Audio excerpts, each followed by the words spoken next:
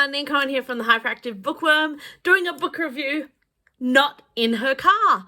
I know, it has felt like so long since I've had time to do a book review in my beautiful writing office with all my beautiful books, and it feels good.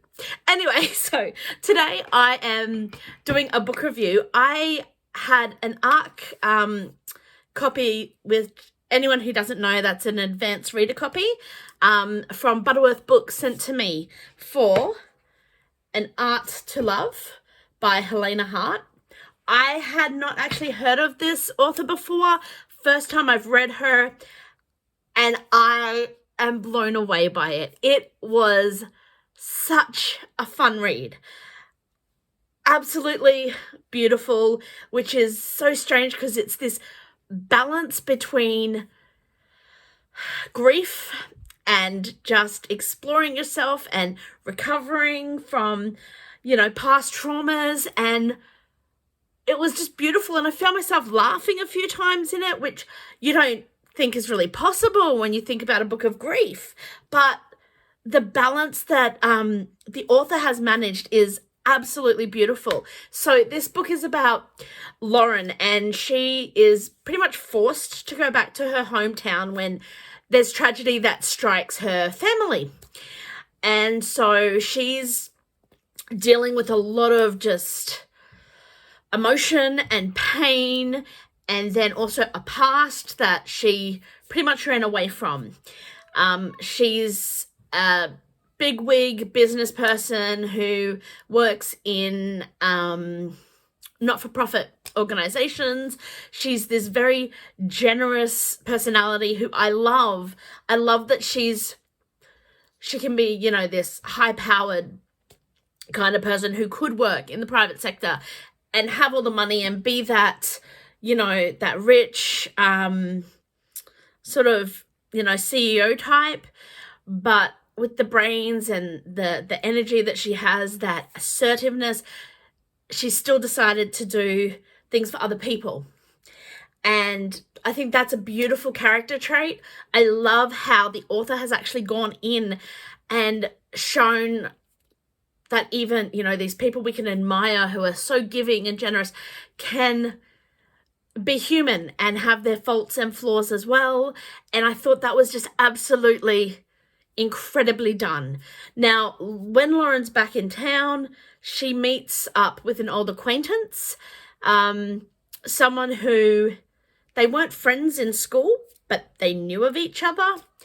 And wow, it's absolutely beautiful. Jamie is this amazingly sweet, hometown girl who works at the cemetery, and the interactions are both a little bit awkward, which is just my go-to, but also just funny and sweet, and their interactions together are just so divine.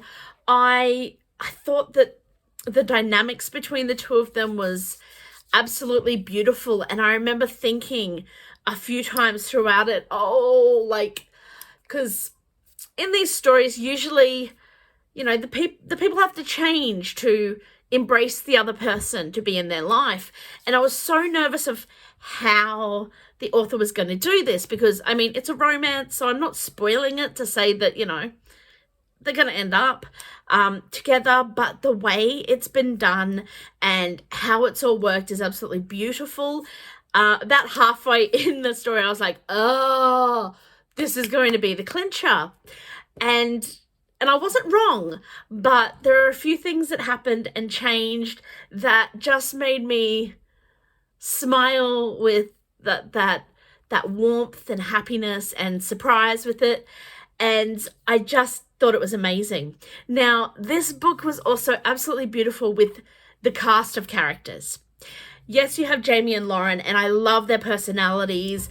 I love their strengths and weaknesses, and how human and relatable they both are. I love their relationships with their families. Obviously, Lauren's is not as good as Jamie's is with her mum. Jamie and her mum are just divine. Their conversations are poignant and hilarious. Her mum is fabulous and funny and just, oh, amazing. But I love the family dynamics and the relationships. I also love the dynamics of the people that circulate these two characters. I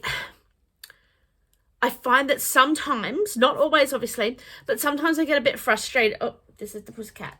She wants to come join us. Say hello. No? Okay. Thank you. As I was saying before, the cat interrupted. In some stories, it's easy to forget about the worlds that these people inhabit. And you might have one friend or one thing only, and it can be forgotten about all the people that they interact with that are minor people that you don't want them to take away from the story, but they do add to the story. And this is beautifully done in this. You know about, the cafe owner, and you know about the people down in the grocery store, and you know what's happened to the bullies of the past.